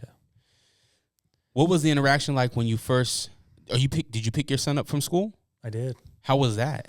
He was like shocked, like what the hell? Like I remember him opening the door because I leaned back, in the car, and then he opened the door and he's like just kind of caught off guard. Just a big smile. He's happy. You know what I mean? Dad's home. Mm-hmm. Damn. Yeah. That's a great feeling, man. It is. So, when you're out, are you what's the word? It's there's a certain word that they use when people that are incarcerated, they not socialize, institutionalize. Are you dealing with that? Are you dealing with for sure, being around people? For sure. What's that feeling like? Even now, bro, I still have that shit. Like I can't be around like places with a lot of movement, or loud places and shit, because I just kind of get like worked up, So you're still dealing with that. How do you deal with that? Do you go through therapy at all? No, I just talk myself through it. Like it's not tell myself in my head, it's not as big of a deal as you're making it. Like it's okay. You know what I mean? I think your sixth sense would be different from inside to outside. But I feel like some people in certain situations, like I've always been taught to watch your exits, watch where you're going, who's around, don't take nothing from nobody. And these are still things that I teach my son. For instance, my son, he was at school, pick him up from school, and he had a watch on. Mm-hmm. Where'd you get that watch? Dad didn't buy that for you. Where'd you get that watch? Yeah. He's like, oh, my friend gave it to me. I was like, don't ever take anything from nobody. You don't know if he stole that from somebody and he's putting that on you. Yeah. I was like, you don't ever take nothing from nobody. So I feel like there are some, and that I don't feel like that's a prison thing. I feel like that's kind of like I don't know, just a sixth sense type of thing. I think it's just as men, bro. You Yeah. know what I mean? Just the code that we want to hold ourselves to. You know what I mean? Especially as we're men and we're developing not only what our grandparents passed to our fathers and our fathers to us, but what we want. Mm-hmm. You know what I mean? And it's a whole new day and age, not just in society as far as like culture, but also spiritually, bro. Yeah. You know what I mean? And now because I'm hard on my son. I'm very hard on my son. You know, and I draw a hard line with him because I don't want him to fall into shit that I did. Mm-hmm. You know? How is being a single father? It's tough. It's tough for sure. I definitely feel for like single parents, mother and father. You know what I mean? Because it's hard. It's definitely hard. Is he your only? He is. And how old is he? 14. 14.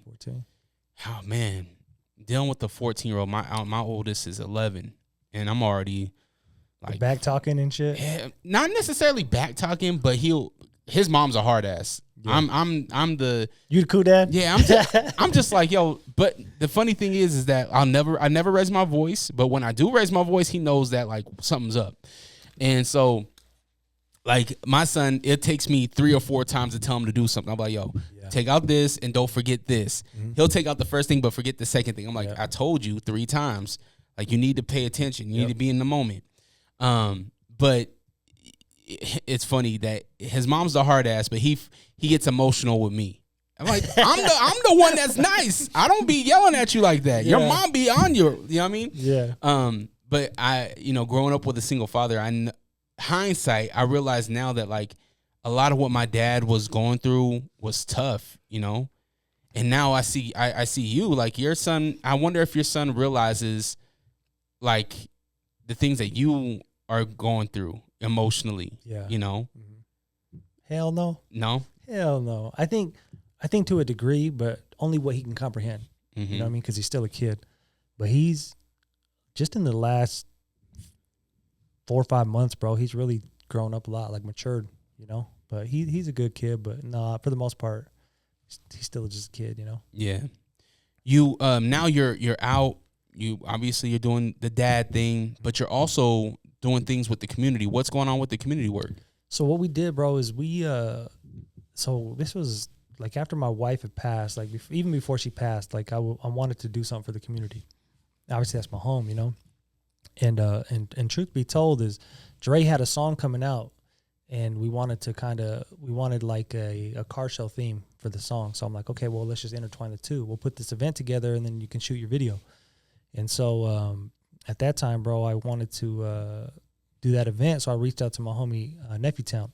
Shout out to my dog, and I was telling him that I want to run this event, but I need to run it through your business because I need a business license. He's like, yeah, no problem, cool, you know. He's like, I'll go half with you. So we ended up doing this thing together, bro. And then the first event was a success, and after that, we're like, let's just form a nonprofit. Like, let's just do this legit. And he's like, let's do it. And what does that entail? What's the main goal that you're trying to accomplish with the nonprofit, bro? All we're really trying to do, man, is we obviously give back to our community, but we want to inspire and uplift our community, and with that comes like opportunities and resources, you know. So, for instance, last year, or actually, I think it was the beginning of this year, we were able to build a connection with one of the senators from some of our work up there. And I asked him, like, hey, would you be willing to do like a tour with some kids from the community? He's like, yeah, absolutely. So we were able to get some of the kids from the community because we work with Youth Impact. And so they had some kids that wanted to go, that wanted to kind of learn about that stuff. And he gave them a private tour behind the whole Capitol. Wow. So stuff like that, bro. And there was one that I'm actually working on now. I think you might know him. He works at the radio station, Chad Saunders. Which radio station? He works for he's a salesman for you guys, for the beat. Broadway? Yeah. Chad, last name. Saunders. I think I do. I don't really fuck with them too much. Okay. But yeah. So I was talking to him. No negative stuff. It's just that they have their sales thing and then we do our talent stuff. Okay. Yeah. So we're running our ads for our Cap G show, right? And I was like, hey, do you guys ever do tours behind the scenes for kids? He's like, all the time. Mm-hmm. So in my mind, I'm thinking like, fuck, there's another resource and opportunity the kids from Ogden aren't getting. You know what I mean? Yeah. So I'm like, let's set something up for the kids so we could take some kids. He's like, absolutely. Does Ogden have a Spy Hop out there? Are you familiar with Spy Hop? No, actually, Joe was just telling me about Spy Hop. You go to Spy Hop? I was a Spy Hop kid. So Okay. Spy Hop, you age out at 18. Okay. Right? Yep. And back in the day, it was on 4th South and like 4th West or something, right by the Greyhound station. Yeah. Horrible area right now. But back in the day, that was the place to go if you wanted. It was that in Central City, and right by the library, downtown Salt Lake City. And as a kid, as a youth, this was the only way that you could make music. Yeah, you know. And this was the studio. We had guys that knew a little bit. They weren't like Grammy producers or anything like that, but they showed us how to hit record. The idea of tracking out your music, ad libs, these things, and as you're saying this, I'm like, does Ogden have this opportunity? Because that's what Spy Hop is. Mm-hmm. Spy Hop is for the kids. They teach them music production, video production, everything to make an artist. Mm-hmm. And there's an artist out here. He used to go by Danny Boy. Now he goes by West Valley, I believe. Chicano kid, really, really dope. And he is a living product of it because he learned the rapping portion from Spy Hop, the musical portion, and video. So everybody that from that program is making this artist. Yeah, I'll send you some stuff from him for sure. But that's something that I feel like Ogden youth needs. Yeah, so it's funny you say that because Joe talks about that a lot. So I tell him some of my aspirations. So eventually, bro, I want to open up a commercial studio out there, and I take my craft serious. Like, it's not no bullshit. Like, I'm trying to get to the next level because the way I look at it, bro, is out here you guys have a lot of professional studios. You guys can have a professional quality. In Ogden, it's bedroom, basement shit. You know what I mean? And I'm trying to, I want to bring that to Ogden, like quality, a standard, you know. But I was telling Joe this, and I was like, bro, I want to have the kids come and intern, and they can learn about patch bay and signal flow, mic techniques, and this and that, you know. And he's like, that's Spy Hop. Mm-hmm. You know? You should take but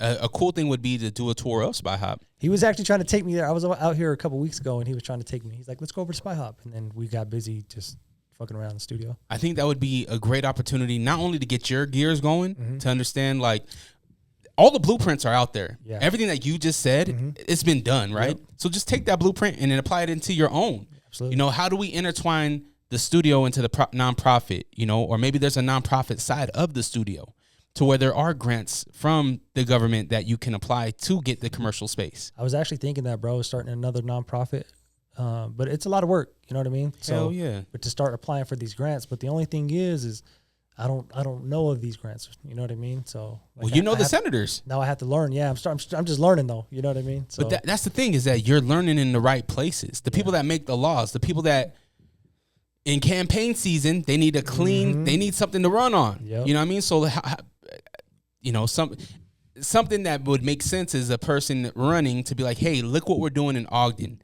Look how we're trying to help the youth in Ogden. We're doing this by creating this other thing. Yeah. Now, I don't know if there's challenges being a felon in doing these things, you know what I mean? But I think that there's a story to be said on both sides. Yeah. You know, there's a story to be said where a guy came out, changed his life, and now he's helping to impact the youth that could go one direction or another direction, you know? A lot of them, bro, because we do deal with a lot of senators, and they're more for it because it's impactful. You know what I mean? Like, so the other day I had a meeting with the mayor because what I wanted to do is I wanted to shadow him and just kind of learn the position of the mayor and the responsibilities and how all that works, because I don't know, you know what I mean? And so a lot of us don't. Yeah. Government in general, we don't know. What are we voting for? Yeah. You know, what does the clerk's office, why are we voting for this, and these positions? So I understand what you're talking about. Yeah, and that's how I look at it, bro, is I want to learn as much as I can so I can pass that on. Like, oh, this is what you want to do? Well, this is what you have to do. You know what I mean? Because I come from that where, like I said, the guidance, nobody knew. They only knew what they knew, and that's what we were shown. You know what I mean? So, like, during this meeting, we're talking, and I started understanding how impactful what we are doing with the community is, because he was like, we need people like you guys, boots on the ground type that really connect with the community. You know what I mean? And that just showed me that there is a disconnect. Mm-hmm. And now it's time for us, what they call them, bro, is grassroots leaders. You know what I mean? Yeah. To step up and fill these slots. I mean, you look at guys like Nelson Mandela, you know, Cheeto Villa, and like there's so many guys and girls that are the grassroots that went through something, and now they're like, I get it now. I see the missing piece. Yep. And let's just put that missing piece right there to get this train flowing. Yep. And that's what you're doing with the nonprofit. And I man, the next 5 years are gonna be nice, bro. Yeah, I'm. You know what? When I got out of prison, bro, I told myself by the time I'm 35, I'll be where I want to be. I'm only 33 now. You know what I mean? So it's like, we're close. Do you? I mean, working so closely with the government, is that something that you want to dabble into?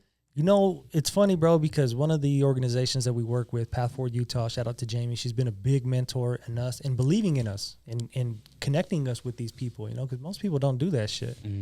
And she's tried to throw it at me, but I'm like, Jamie, it's not my ambition. You know what I mean? It's not anything that right now. Yeah. Like that I'm not interested in. I'm focused on what I'm doing, you know. But who knows? God might be like, yo, I'm putting these little things to make a bigger person. And I feel that too, but you know, we'll see. You know what I mean? Government's scary though. It is. And the only reason why I think it's scary is because we don't know it. I don't know it. Yeah. You know, I feel like if I knew government, that's a sticky thing. You don't know government. They say politicking, right? Yep. It's all politics. Yep. How much real can be in there? It's crazy, bro, because I'm genuine everywhere I go. You know what I mean? At least I try to be. Yeah. You know, and when you go to certain events, it's everybody their best. You know what I mean? And it's definitely a different world for sure. You know, but the ones that I've been able to work with or get to know and stuff like that kind of rubs off on them as far as like just trying to be genuine, because that's what connects to the people. Yeah. People don't want to hear the fake shit. They want something that they can identify with, that they relate with. You know what I mean? And that's why the movement with our organization is so big, bro, is because for one, it's from the heart. Well, for one, it's God's work, but two, it's from the heart. And then it's relatable. It's fresh too, right? You guys just started this. Yeah, last year. So it's fresh, it's new, it's gonna evolve, it's gonna change, it's gonna look different. And I'm here for all of it. You know, it takes people like you to be like, I'm going to do it. You figured out the first step. How do you start a nonprofit? You know, and now it's just going to keep building and building until it's bigger than Nino Brown. You know what I mean? For sure. It's funny, bro, because I always tell Dre, because Dre's one of the partners in Nephew Town, shout out, is we don't want this to be like a one-time thing, because as kids, we've had things that have been one time. And then you're like, whatever happened to that? That was cool. You know, and I'm like, no, we can't do that. We got to stay consistent and show up. Yeah. You know? Have you talked to Betty Sora? I have not. You know who Betty is? I do. Out there, I think Miss Betty might be a good resource to think, because I think she's tied in with Weber. I think, and I think she might know some of the connects that you might need. And I've never talked to her about this kind of stuff. So I think she might be a good resource. I mean, she's out there doing community work already. For sure. I think that it could only benefit you, you know? So hopefully she's willing to. Well, we've talked, we've seen each other, we've talked, and she definitely wants to connect, and we're open to it for sure, you know, but it just hasn't happened. Gotcha. Well, I look forward to hearing and seeing more. Do you guys have any future or anything in the future with the nonprofit going on? Just our festival, bro. Our third annual festival coming up. We got a couple big artists coming out, and it's gonna be good. What do we have a date? We're looking at June 27th. That's my birthday. Is it? Yeah. Okay. So you're gonna have to come out. Actually, man, we're gonna try to work something out to where, you know, we can get some more recognition on it. Yeah, sure. I'm down. Whatever I can do to help, I'm down. For sure. Was it Cap G? Cap G. When's that show? That is January 18th. So Where at? The beginning of this new year. So at the Copper Nickel in Ogden. So it's right on 25th Street. So it's like right in the area. You know Ogden, and that's kind of where the action is. You know what I mean? It's a beautiful venue too, bro. So I'm excited. 25th Street, Cap G. Are you guys on the bill? Is Dre Dog gonna be up there? Dre's gonna be hosting it. Okay. So him and from what I know is the homie Glocko from Por Vida. Shout out to them. Yeah. They're gonna be hosting it, and then we got some local talent on there. We got 801 Intentions. Oh no. So they're gonna come out. We got Keelan. We got Pinky Red, Zay Baby, A Proudly. I feel like I'm missing. Oh, my cousin Owen. See, I was missing. Yeah, If you didn't my mention bad, it. dog. Yeah. And then my cousin Owen. So we got some really good local talent on there, and it's gonna be a good event. Dope, man. Where can they get tickets? Yeah. So Eventbrite is where you're gonna get your tickets, or at the door. You know, because we're still trying to figure everything out. But right now, you can go to Eventbrite, just pull it up, type in Cap G Ogden, and it will pull up. And you can get your tickets there or at the door. Dope. We got an open bar too for 21 plus. Really? Yeah. Hold on. All you can drink All you could drink until security cut you off? until it's done. Until they're like, yo, no more. Yeah. We just try to do things different, bro. We're trying to just really make it an experience, you know, and really not, like I tell my partners, man, we're not in it for the money. You know what I mean? That'll come. Yeah. You know what I mean? But for one, we just want to affect lives in any way that we can, in a good way. Yeah. You know what I mean? So Well, it sounds like you got all the things in motion to make this thing successful. And obviously this ain't gonna be the only one. So no, we got there's something big happening in September in Ogden. You know, I got to keep a closed lip on that, but it's gonna be something big. okay. Something big. Well, you'll have to come back and promote it For sure. when everything's Let's locked do in. that. Absolutely. Maybe we'll get. Oh yeah, I don't want to say no. Yeah, for sure. We'll do that for sure. Maybe we'll finally get Dre Day or Dre Dog on here. Yeah, for sure.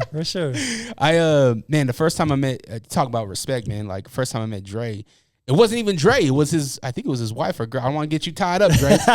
Somebody showed up and was like, "Yo, here, this is from Dre," and I was Yeah. like, "What? Another Dre? I don't really meet another Dre in this space." So I Yeah. felt like, who else is in this space? Yeah, I'm the yeah. only Dre in Salt Lake, but he's Dre in Ogden. Yeah. But I need to meet him in person and have the the dialogue. Well, actually, I did meet him that day, but to have this dialogue with him. Absolutely. Because I feel like I've been talking. I feel like I talked to Dre more than I talked to you. Yeah. You know what I mean? But I'm excited for what you guys got moving and the motion that you guys are moving in. Appreciate it. Especially not only is it positive and impactful, but it's going to help out a lot of people.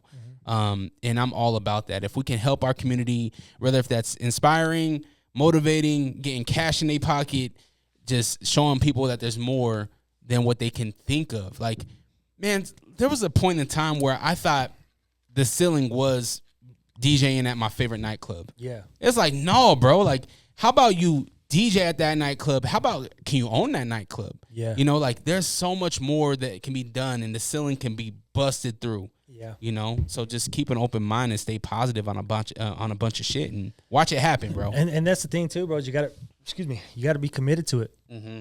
You know, and you got to show up on them days where you don't feel like showing up. Yeah. And that's real. You know what I mean? And I was talking to my homie Caesar the other day about stuff, and he's asking me questions, and I'm like, bro, like, what pushes me is just I don't have no other option. Mm-hmm. I'm already committed.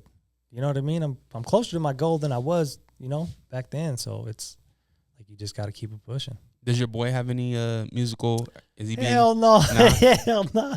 He's a gamer too, man. But he's more into like boxing and shit. Is he in the gym? He is. He was. His class just finished, so we gotta renew it. So Dope. but My son was into it too, and then he was like, "Dad, I'm kind of yeah. getting tired of it." So now it's like, Mom is like, "You don't have to do it if you don't want to do it." Me, I'm like, "No, let's go to the gym." Yeah. Like, absolutely. come on, let's push through. Yep. So I'm trying to find that healthy balance with not trying to push my kid to the point where he hates it, Yeah. but also push him to the point where it's like he can be great, Yeah. you know? And I think there has to be a healthy balance with that, where it's like, okay, if you want to take a break from boxing, let's go over and let's learn some jiu-jitsu, Yeah. you know? For sure. Let's do something. Yeah. And I also think that if dad does it, it will motivate him to get back into it. So I'm our boxing school, Diorn Boxing in Bluffdale, we have a dad's class. So I'm going to be taking the dad's class. Yeah. And hopefully when I'm like, I'm going to the gym to do some boxing. Yeah. It's like, okay, I'll go too. Yeah, I'm going to go. Yeah, for sure. And that's how my son is too, bro, because he looks up to me so much, more than I think at times, you know. Mm-hmm. But I was telling him, because I work construction, you know, that's my 9 to 5, but we get the winters off. So I told him, I'm like, once I get the winters off, I'm going to start going. So he's been like, Dad, you're done. So when are you going to sign up? And I'm like, next week.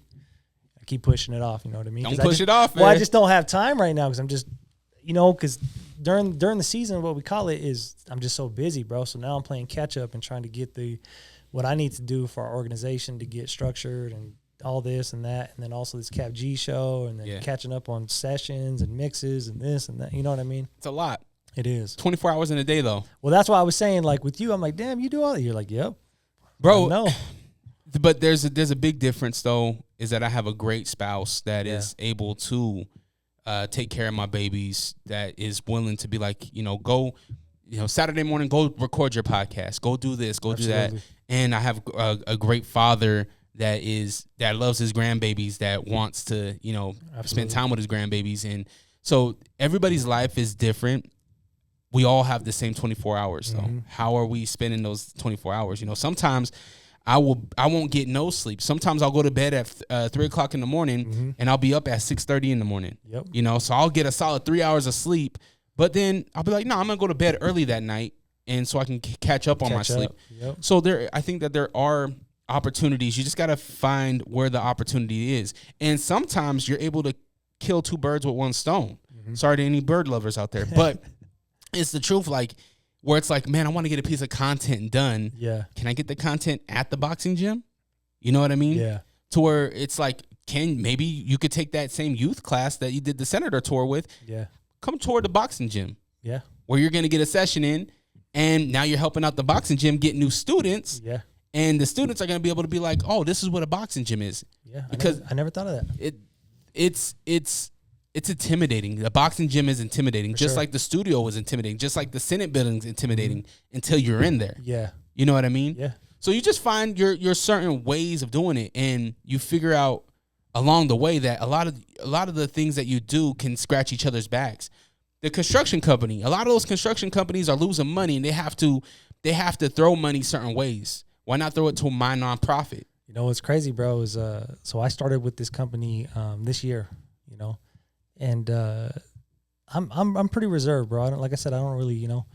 But my buddy, shout out to Caleb, man. He mentioned when we were throwing our festival, we were doing a job up in Bear Lake. We were up there for a couple days, and he's like, "You excited for the festival Saturday?" My boss was like, "What festival? What do you mean?" And so Caleb's telling him like, "Hey, he runs a nonprofit. He does this and that." And he's like, "Really?" You know, and he's asking me questions. So over the course of the season, he would always ask me questions. "Oh, what are you guys doing now?" "Oh, we did the turkey drive." "Oh, we're doing the backpacks. We're doing that." You know, and he's like, "Anytime I can help, let me know." I'm like, yeah. And I've always wanted to ask, you know what I mean? Because I didn't want to come out of pocket. But I never did, bro. So at the end of the season, I got my bonus, my regular bonus, right? And he's like, "We're going to donate this amount of money to your nonprofit." And I was like, I didn't think that much. It was quite a bit, bro. And I was like, "Are you sure?" And he's like, "Yeah." See? And I was just like, damn. A lot of these companies, they're making so much overhead that it's going to be cheaper for them on tax season to donate. Yeah. And how do they donate? Well, some of our employees do some cool shit. Yeah. Let me put X amount of dollars into this nonprofit. Yep. Now, what if that nonprofit can help sponsor kids in the boxing gym? Yep. Well, now you're able to go to the boxing gym with your son and help these kids along the way and help the boxing gym. Yeah. You know what I mean? So there's certain ways. You just got to think about how can this help this and how can this influence this. Sometimes it doesn't work, but a lot of times it could. You know what I mean? That's why this is healthy. You know what I mean? Because you're giving me ideas of ways to look at things, because I never thought of some of these things. I'm like, yeah, that actually is a good idea. And now you put your son in a position where he's helping out while doing the thing that he's interested in. Yeah. And he doesn't even realize it. Mm-hmm. You know what I mean? It's just, it feeds into each other. And I say document the whole thing. Mm-hmm. If there's a visual artist, the guy with the camera, I don't know who shoots Dre Dog's videos or whatever, but if that guy with the camera can come and show all of this is what the community needs. Yeah. Because now you're not gatekeeping. Now you're showing the blueprint. this is how we did it. Yeah. And this is the lives that we're impacting. Yeah. You know? And the same way that you were watching PBS, people are going to be watching your stuff and being like, I can do that too. I've been wanting to start a nonprofit. Yeah. You know? For sure. That's smart. You know, it was kind of hard, bro. I want to start capturing more behind the scenes because when we would highlight our events, some people would shy away from it. You know what I mean? And it was kind of hard because then, you know, people talk shit. Mm-hmm. So it's trying to find that balance. How do we further our cause and, I mean, you know, bring notoriety to it in a respectful manner that's, you know, people feel comfortable with. Mm-hmm. But I think more behind the scenes would be cool too. Just be transparent. Yeah. As much as you're transparent with your history, as much as you're transparent with your current, be transparent with what you're building. Yeah. Because for me, I love a good movie. I love the Guardians of the Galaxy. Yeah. You know what I love better? Watching how Guardians of the Galaxy is made. Yeah. That movie, that show that's on the Food Network, how it's made, and they show how a Twinkie's made or whatever, or how how candy canes are made. Yeah. I fall into a TikTok hole where the little candy shops making the candy canes. Yeah. I'm like, that's how they do it, and it looks fun. Yeah. And it makes me want to go take a candy making class with my wife. Yeah. You know, like it's the same thing with you. It's like, okay, how did you start the nonprofit? What was the tour like inside the Senate building? Yeah. That's only going to help shine light on the Senate building, and it shows the next person the behind the scenes of what's really going on. Yeah. And you can't, I mean, they're going to always have haters, right? Yeah. They're going to say, oh, they're only doing this for this, or they're doing this with this, or whatever. Yeah. You know? But to the person that sees it for what it is, they're going to be like, oh, that's dope. I want to help support that. Yeah. I'm going to buy a ticket, or I'm going to share that, their content, or whatever. So I say pull out. Everybody has a 4K camera in their pocket. You know what I mean? Pull that camera out, get a bunch of footage, and then just create the story. Well, and that's why, like, when we talked, I'm like, whenever. You know what I mean? Because this is new to me, but I'm like, Lorenzo, this is what you're going to have to do. You're going to have to do some things that are uncomfortable and start, putting yourself out there in our cause of our organization, You have to, bro. Mm-hmm. Because there's a lot of causes like yours that need to meet up. Yeah. Have you heard about the Day One guys? No. So Day One I think they're a nonprofit too. I don't know the guys personally, but I just being around the city and whatnot, I see what the interviews that they've done and whatnot.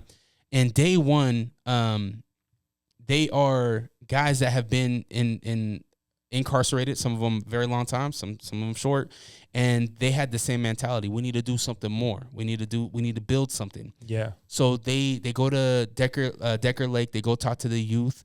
They create not organizations, but they create not festivals, but events to help the community and whatnot. So very similar, and it's like, how can two forces combined create something greater? You know what I mean? For sure. They're doing it here in Salt Lake. How can they help you guys to get more impact in Ogden? Yeah, and that sounds very good too, bro. Because obviously they've been through some struggle, and I would assume that it would be genuine, and that's kind of the hard part about things, bro. Because some people have their own motives. I mean, we all have motives in what we're trying to do, but we try to preserve the integrity of our mission and what we're trying to do. So there's times that we've had to turn people away just because it wasn't matching. And that's fine. Mm-hmm. You know what I mean? Bigger impact. All of it.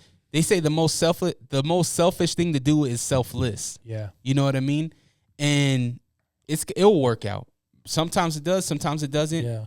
But all it takes is a conversation. Absolutely. I would definitely be open to something like that for sure. I'll send you it's my man Mike from What's Good Salt Lake on Instagram. He created this page where it's like he highlights different things in the city and whatnot. He's the one that put me onto it. Okay. But yeah, I'll put you onto it. But I think what you're doing is phenomenal. Appreciate it. I want to continue to see good things happen with this. And like I said, however I can help, like, let me know. I don't have much, but I have mics. You know what I mean? Hey, we have each other, man. Yeah. And that's what it takes is people working together to get to where we're going. So musically, and we're over an hour and a half, man. This has been awesome. But I want to wrap it up.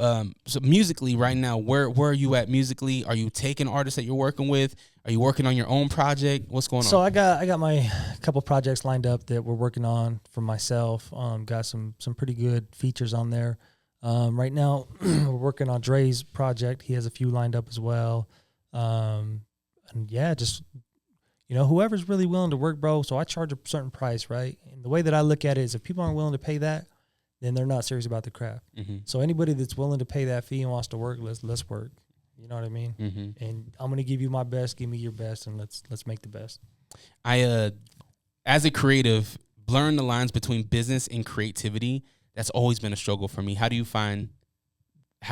work through that? Trust. Mm. They have to trust you, and you have to trust them.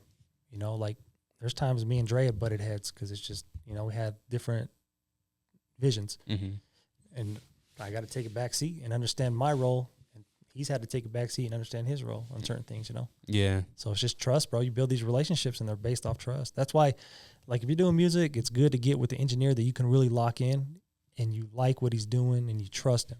You know what I mean? Are you tapped in with this generation musically?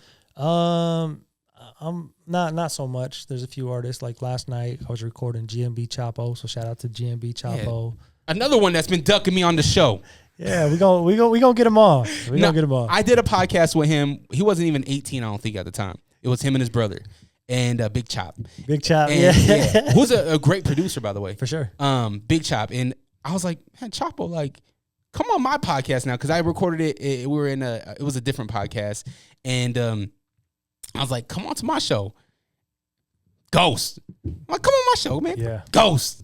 But I think it'll happen soon. Yeah, that's how it goes, man, sometimes. So, yeah, Chops is cool. Pinky Red, she's killing it, man. I heard a lot about this young lady. Yeah, she'd be a good one. She'd really be a good one. She, the thing I like most about her, and it was pleasant working with her, bro, she was very professional. Mm. And it made my job easy, because sometimes you fight. You know what I mean? I'm fighting my way through a mix or a recording or this or that. It was easy. So Pinky be good guest, but yeah, I work with her. There's other artists too, but just whoever, bro, really. Mm. You mentioned both Ogden artists. Mm-hmm. That's my heart, baby. You know what I mean? I know. But I want to see Renzo with some Salt Lake guys too. And it's coming. We actually have something lined up with Dre and Glocko. So Glocko would be the first introduction for me to do. We're actually at Joe's studio. Mm. We're gonna start doing content with stuff like that. Me and Joe got some things in the work with trying to both further our careers in the engineering, and just Hell yeah. So well, that's good, man. I'm glad to see you working. I'm glad to hear about the projects, the nonprofit. I'm glad to hear your story and what the life experiences that you have to went through to make the man now. I just see a bright future for you, bro, and just don't stop, bro. Appreciate it. It's a lot. You have a lot on your plate, and as a guy that has a lot on his plate, it's tough. It's tough because sometimes you're like, man, I don't want to do this right now, or man, I don't know how I'm gonna get through this. Mm-hmm. You might be sick, you might be going through something emotionally. Dealing with all deal with all the emotions, depression, anxiety, all this stuff, and I'm sure dealing with incarceration, that's probably only heightened. But at the same time, it's like I'm assuming that you count a lot of your blessings now too. Absolutely. So and maximize your time. You said looking at it, time is different now. Mm-hmm. So I just see a lot of good things that could happen in your life, and I know you're going to impact a lot of people. You already are. Yeah. So man, I appreciate your time today. Absolutely, man. Appreciate the opportunity, bro. Let's change lives together, man. Hell yeah, for sure. Cool. What's the social media? Where can people follow you and all that good stuff? Social media, I only have Instagram, Renzo.G9. You got stalked in Snapchat, but no. No shit. That's why it failed, because you didn't want to create a profile. That's it. You can check out our nonprofit, For One and All. That's on Instagram as well. Any of the artists I mentioned, they're on Instagram as well. Yeah. Go follow him. Dre Dog just put out a new music video. Dre, did it come out yet? I don't know. He sent me the preview. Yeah. And I was like, yo, I need the video, so I'm waiting. Cause I do the reaction video. Yeah. So, Dre, I need the video so I can do a reaction on it. Yeah. So that's coming out too. So keep an eye out for that. I'm glad to see y'all working, man. Go follow him. Go be a part of everything in his life that's going on. And if you want to help support this show, this podcast, Unrestricted Podcast, go on to allrock.com, ALLRAWK.com.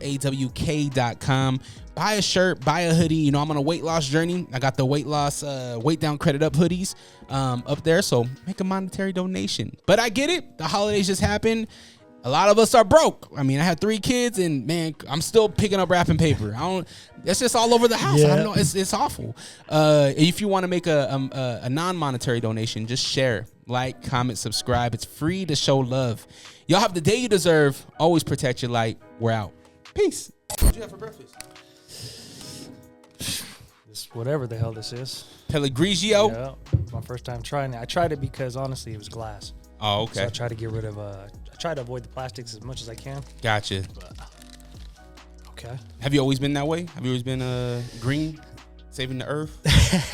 Are you worried about the turtles? Yeah, I guess. Yeah, to some degree. You know what I mean? Really, bro. When I was locked up, I used to watch PBS a lot, and there was a series that they had that was like indie businesses, right? Mm-hmm. And there was this water company based out of Idaho. I can't remember the name, Navinia or something. But I just remember thinking, when I get out, I'm gonna try that. You know, and I did, and it was some of the best tasting water I've ever had. But it was a glass. So after that, I was like, I'm gonna try to do that. You know? No, that's good sparkling water. Mm-hmm. Perrier's good as well. Voss, Yeah. all water bottles, glass water bottles. So Buble, right? That's a water as well, right? I think so. A lot of people like that. I tried that, and I was like, You weren't feeling it? Nah, I like this one too, though. This one. Ice? Just ice, yeah. So I've been on a weight loss journey. I mean, forever. You know, you go on, off. You know, you fall off, you get on. But I've been solid since July. Been solid about. I'm almost down. I'm almost at my goal. I'm almost down 80 pounds. Okay. And the ice is what really helps. I'm not a big soda guy. Yeah. But those are only 5 calories. Yeah, there's only 5 calories, 0 sugar. Yeah, okay. Was that? How many calories is that one? 5 calories. Boom. Yep. Yeah. You got it. Oh, yeah, shit loaded too. Yeah.